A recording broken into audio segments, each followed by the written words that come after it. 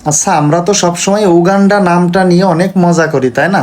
কিন্তু গতকালকের এই পোস্টটা আপনারা যারা দেখছেন, নিশ্চয়ই আপনারা নিউজটা দেখে থমকে গেছেন যে উগান্ডার সেনাপ্রধান বলতেছে ইসরায়েলের হয়ে মাত্র 72 ঘন্টায় তেহরান দখল করবে। মানে বিষয়টা বুঝতেছেন? মানে তাদের দেশের নামটা একটু আনকমন, যেই কারণে আমরা কথায় কথায় উগান্ডা শব্দটা ব্যবহার করি এবং হেসে উড়িয়ে দিই। শহীদ ওসমান হাদির কথা মনে আছে?